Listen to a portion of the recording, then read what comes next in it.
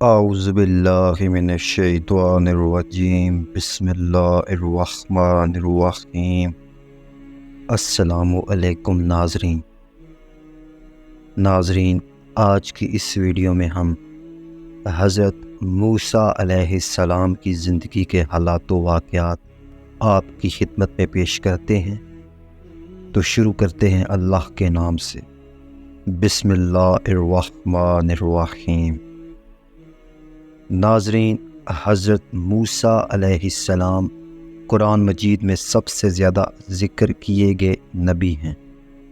حضرت موسیٰ علیہ السلام کی پیدائش فرعون کے زمانے میں ہوئی۔ دین اسلام میں موسیٰ علیہ السلام سے محبت اور احترام کیا جاتا ہے کیونکہ وہ نبی اور رسول بھی ہیں۔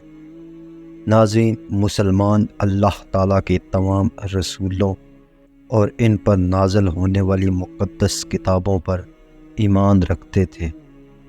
قرآن پاک میں حضرت موسیٰ علیہ السلام کا ذکر زیادہ تر کیا گیا ہے اور ان کی کہانی قرآن پاک کے کئی ابواب میں موجود ہے۔ ناظرین، جیسا کہ ہم سب جانتے ہیں کہ اللہ تعالیٰ کے رسول اس لیے بھیجے گئے کہ اللہ سبحانہ تعالیٰ کا پیغام اس دنیا کے لوگوں تک پہنچائے۔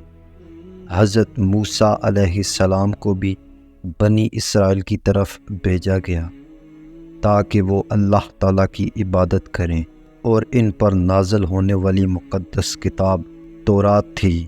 ناظرین، قرآن پاک میں اللہ تعالیٰ کا ارشاد ہے، بے شک ہم نے موسیٰ علیہ السلام پر تورات نازل کی۔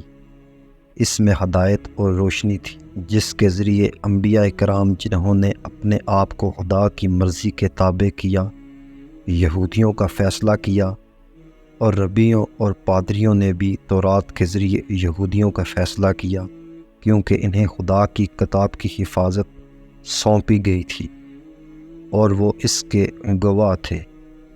ناظرین، اللہ تعالیٰ فرماتا ہے کہ قرآن میں موسیٰ علیہ السلام اور فرعون کا قصہ سچ ہے۔ یہ سیاسی سازش اور جبر کی کہانی ہے جس کی کوئی حد نہیں۔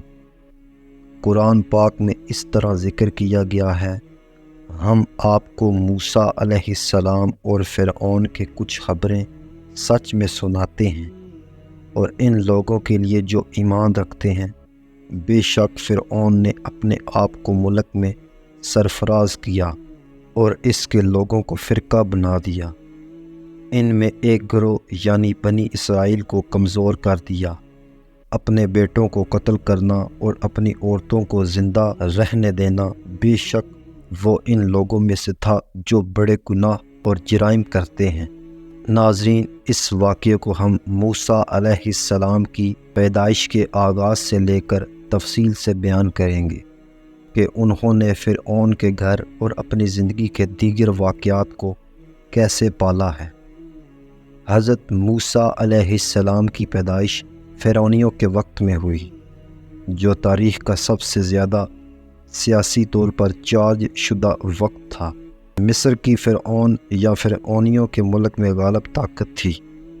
وہ اتنا ناقابل یقین حد تک طاقتور تھا کہ اس نے خود کو خدا کہا اور کوئی بھی اس پر اختلاف نہیں کر سکا۔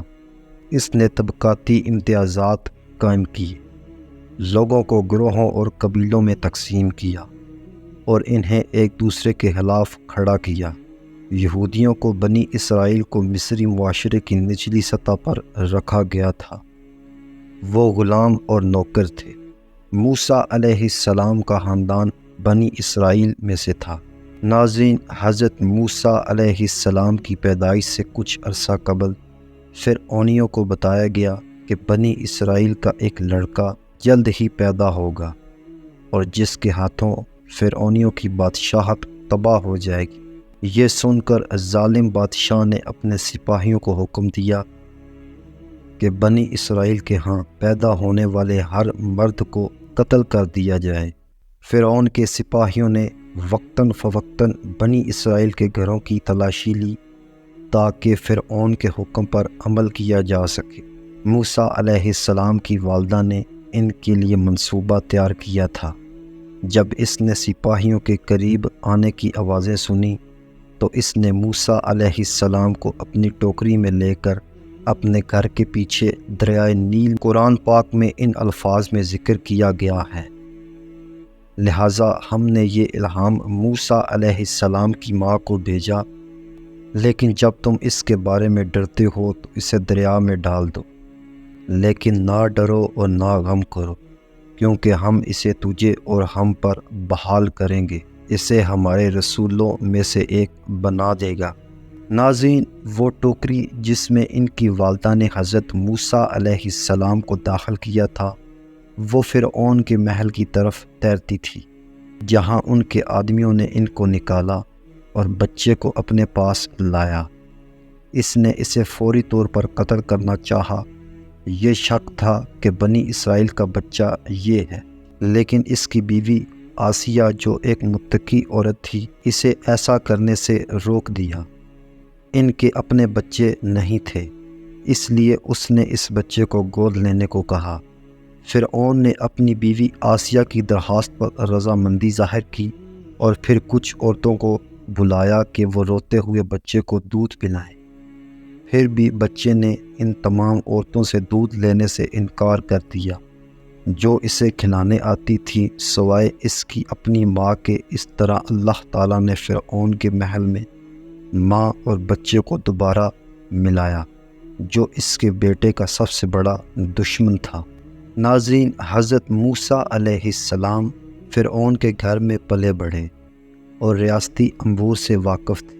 جب آپ علیہ السلام بلوغت کو پہنچے تو ایک بار ایک اسرائیلی اور مصری کے درمیان لڑائی میں ملوث ہونے کے نتیجے میں بعد میں لاپرواہی سے قتل ہو گئے۔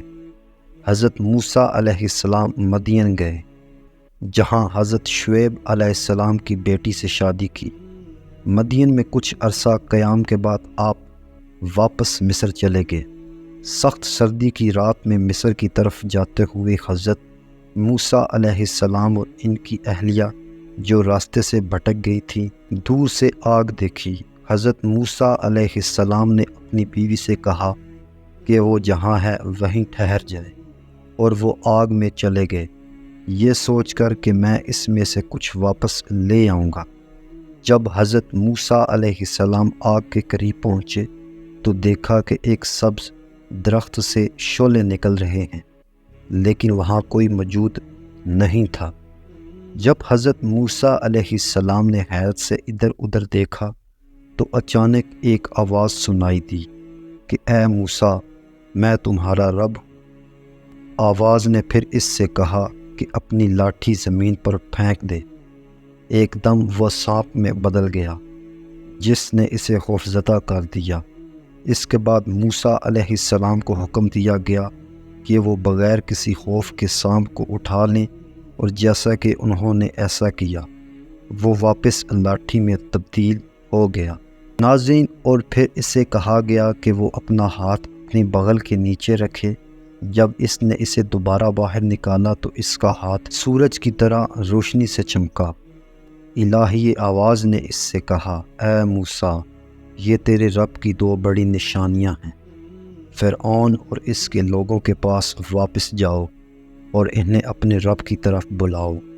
اللہ تعالیٰ کی طرف سے یہ نشانیاں ملنے کے بعد فرعون کے پاس گئے اور اس سے کہا کہ وہ اللہ تعالیٰ کا رسول ہے، اس کے لیے اس کے پاس ثبوت ہیں۔ ناظرین، حضرت موسیٰ علیہ السلام نے اپنی چھڑی زمین پر پھینک دی اور وہ سانپ میں بدل گئی۔ اس معجزے نے فرعون کو خوفزدہ کر دیا۔ اس نے مشورے کے لیے اپنے وزراء سے رجوع کر لیا۔ انہوں نے اسے بتایا کہ حضرت موسیٰ علیہ السلام صرف ایک اچھے جادوگر ہیں اور ان کے اپنے جادوگر آسانی سے ایسی چالیں انجام دے سکتے ہیں۔ ناظرین، پھر فرعونیوں نے تمام بڑے جادوگروں کو اپنے دربار میں بلایا تاکہ وہ وہی چالیں چل سکیں جو موسیٰ علیہ السلام نے کی تھی۔ جب انہیں بلایا گیا کہ کیا کرنا ہے تو وہ پریشان نہیں ہوئے۔ انہوں نے رسی کے ٹکڑے زمین پر پھینکے اور یہ ڈوری سانپوں کی طرح ہلنے لگی، لیکن جب حضرت موسیٰ علیہ السلام نے اپنی لاٹھی نیچے کی طرف کی تو سانپ نے رسی کے سارے ٹکڑے کھا لیے۔ جادوگروں کو فوراً احساس ہوا کہ یہ کوئی جادو نہیں بلکہ اللہ کا ایک معجزہ، اور سجدہ ریز ہو کر کہہ دیا، ہم موسیٰ علیہ السلام کے ایمان پر یقین رکھتے ہیں۔ اللہ تعالیٰ نے حضرت موسیٰ علیہ السلام سے کہا کہ وہ فرعونیوں کو خبردار کریں کہ اگر وہ اپنی راہ پر گامزن رہے اور آپ کے ایمان کو قبول نہ کریں تو وہ اسے اور ان کے لوگوں کو سزا دیں گے۔ لیکن فرعونیوں کو اپنے آپ پر بہت غرور تھا۔ ناظرین، چنانچہ اسے اور اس کے پیروکاروں کو سزا دینے کے لیے ملک کو قحط پڑا۔ ٹڈیوں کے غول نے فصلوں کو کھا لیا۔ دریائے نیل نے اپنے کناروں کو سیلاب میں ڈال دیا، جس سے بڑی تباہی ہوئی۔ لوگ جو خوف میں مبتلا تھے۔ جب یہ سب ہوا تو حضرت موسیٰ علیہ السلام کے پاس پہنچے اور ان سے ان کی راحت کے لیے دعا کرنے کو کہا اور ان کے دین کی پیروی کرنے کا وعدہ کیا۔ لیکن جب وہ ٹھیک ہو گئے اور حالات بہتر ہوئے تو وہ اپنی بت پرستی کی طرف لوٹ گئے۔ موسیٰ علیہ السلام بنی اسرائیل کے لوگوں کو جمع کر کے فلسطین کی طرف روانہ ہوئے۔ جب فرعون کو ان کے فرار کا علم ہوا تو وہ ایک بڑی فوج کے ساتھ ان کے پیچھے چلا گیا۔ جب موسیٰ علیہ السلام بنی اسرائیل کے لوگوں کے ساتھ بحیرہ احمر کے پاس پہنچے تو انہوں نے فرعون کو اپنے قریب آتے دیکھا اور یقین تھا کہ وہ مارے جائیں گے۔ اس کے باوجود حضرت موسیٰ علیہ السلام نے سمندر کے پانیوں کو اپنی لاٹھی سے مارا اور پانی الگ ہو کر خشک راستہ بنا لیا۔ لوگ بحفاظت عبور کر گئے۔ جب فرعون نے راستہ دیکھا تو وہ اپنی فوج کے ہمراہ سمندر میں داخل ہوا، لیکن جب وہ سمندر کے بیچ میں تھا تو پانی اچانک اس کے اور اس کے آدمیوں کے گرد بند ہو گیا۔ اس طرح فرعون اور اس کی فوج ڈوب کر دریا میں مر گئے۔ ناظرین، امید کرتا ہوں آپ کو ہماری آج کی ویڈیو اچھی لگی ہوگی۔ اگر ویڈیو اچھی لگی ہو تو اس ویڈیو کو لائک کیجیے، اور اگر چینل پر نئے ہیں تو چینل کو لازمی سے سبسکرائب کیجیے تاکہ آنے والی تمام ویڈیوز کی تفصیلات آپ تک بر وقت پہنچتی رہیں۔ شکریہ۔